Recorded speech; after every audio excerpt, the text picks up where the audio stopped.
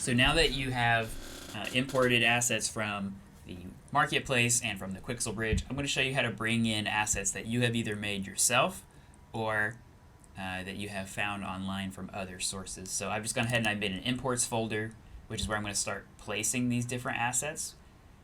So once you have a place to put them, you can navigate to your asset. So in the case of downloading one offline, I've just gone onto Sketchfab and hit downloadable. I found this awesome Honda motorbike, which is a super high quality. I can't tell, it looks maybe like a scan. Yeah, it is a photogrammetry scan.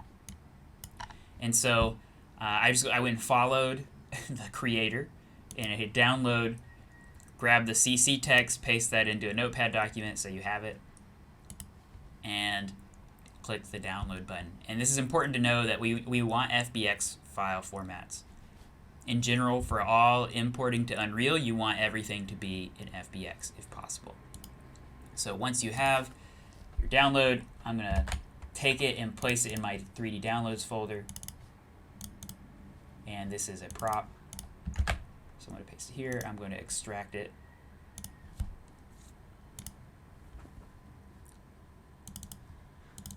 And here we have it. So it's in my props folder.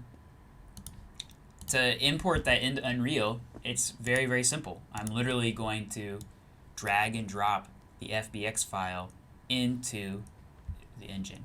It is very important to know that this FBX file is set up such that it is referencing the texture files in this other folder.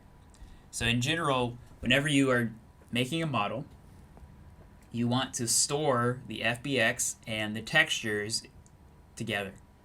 So this goes for if you're using Rhino to model, right? So if you want to bring in your texture mapped architecture piece that you made for the previous workshop, just make sure you are bringing in the model and the texture files into the engine. So, but how this will work, in this case, the way they've set it up with the referencing from Sketchfab, as soon as I import in the FBX, I'm greeted with these options, and I just can click import all. Now that I've imported this one, actually, the texture files did not come in with it. So what I'll need to do is bring in the texture files. So I'm actually just going to drag all of these in. So I noticed that it has two texture files here for this ground plane, and it has a material for the plane as well, which were created, which I'm actually going to delete those. I'm going to delete this plane, and I'm going to delete the floor material, and I'm going to delete these two textures that were associated with those. So now what I need to do is I need to reset up this Honda material. I have to relink all of these textures to it. So what I'm going to do is I'm going to double click to open the blueprint of the Honda bike material. And all it has on it right now is just a flat white color. So what I need to do is then just drag and drop these texture files into the node and just connect the RGB channel to their respective channels. So the Honda AO is the Honda ambient occlusion. Emission is the emissive color. And Honda gloss is going to be the roughness. And it looks super duper glossy, but it'll make it look kind of like a model, so it might be nice. And of course, one of the really, really important ones is the normal. Never forget the normal. It'll make it look much more realistic. Once you have all of these pieces plugged into their respective channels, and this is going to be variable for each asset, right? Like, you may, for the models that you made before, only have an albedo, a base color texture.